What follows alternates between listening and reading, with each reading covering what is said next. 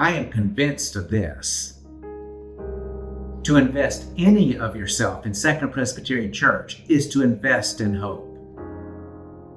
Lives are changed. The community is shaped because we exist. The larger church sees it. The outside world sees it. Listen to what a few voices outside our community have to say.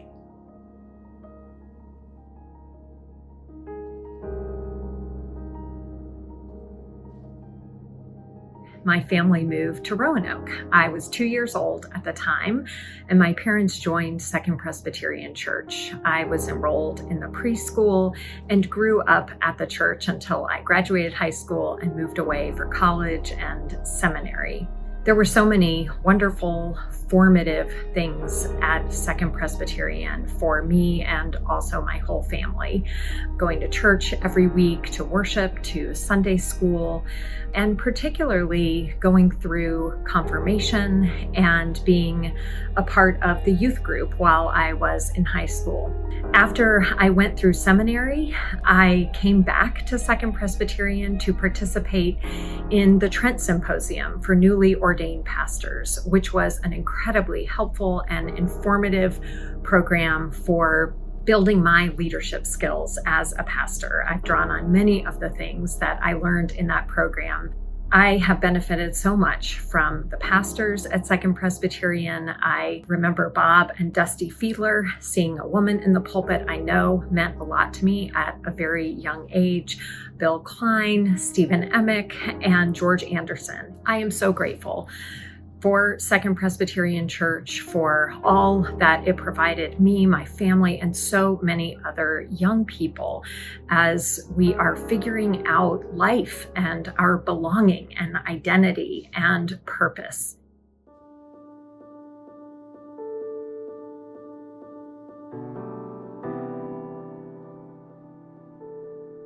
You should know that Second Presbyterian's ministry and its impact extend far beyond Roanoke.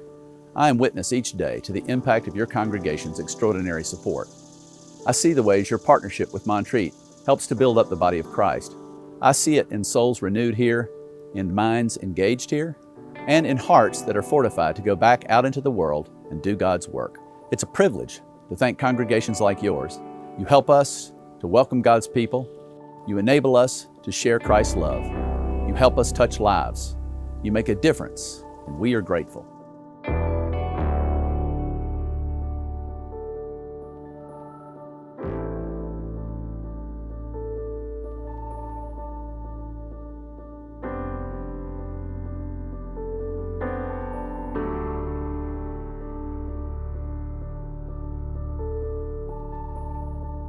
In my work, it seems, at every turn, there are ties, both readily evident or more subtle, from the church to good events happening locally.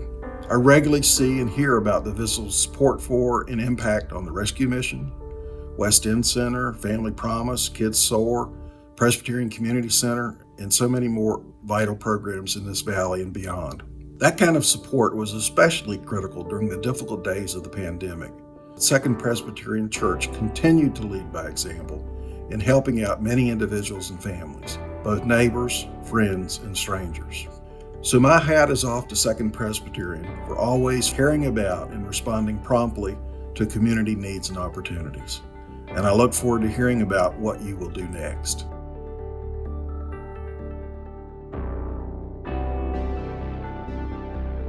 Presbyterian Center has been a regular and most blessed beneficiary throughout its 57-year mission in Southeast Roanoke.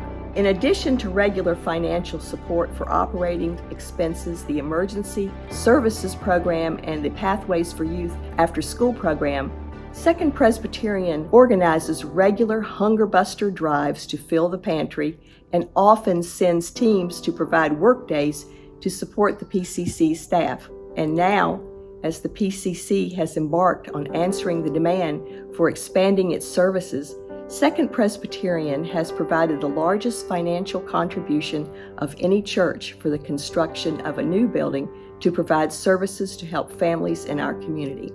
I have seen firsthand the difference your sustenance makes to the families served by the center. I have seen grateful clients reduced to tears that PCC can provide help with a rent payment or an electric bill, allowing them to remain safely in their homes. I've seen the joy of those receiving food from the pantry, knowing they will be able to put a meal on the table to feed their hungry families. I have seen what a critical difference this support makes for the youth in the after-school program. In a neighborhood where just the act of preparing for school each day can be a great burden, Pathways endeavors to instill in children the knowledge of how the power of an education can help them overcome generational poverty and follow their dreams of a happy and fulfilling life. Volunteer tutors from Second Presbyterian have an impressive track record of working individually with the children to provide not only strong role models, but also the comfort that someone in our community cares.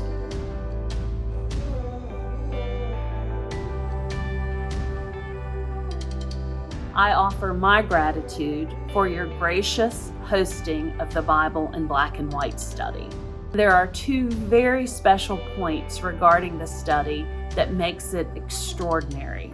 First, it is not just that we are studying God's holy scriptures, but that your pastor and Bill Lee use what can only be God-inspired wisdom to select certain books that assist us in better understanding the context of and application of particular biblical passages that relate to issues plaguing our community and our world.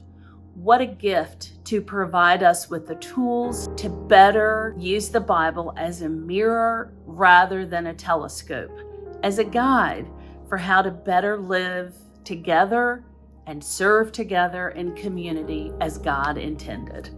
Secondly, each time we gather in your fellowship hall, the group grows more diverse. There's diversity in gender, race, color, age, denomination, church, educational level, and socioeconomic status, which makes the study and our related discussions much richer than they would be in our individual churches.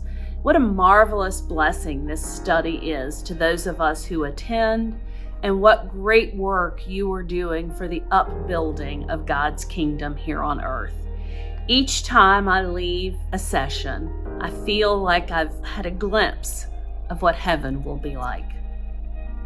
Our witness is a light that is seen by others because they see the difference that we are making. Feel good about investing your prayer, your time, your resources to Second Presbyterian Church because you are investing in hope.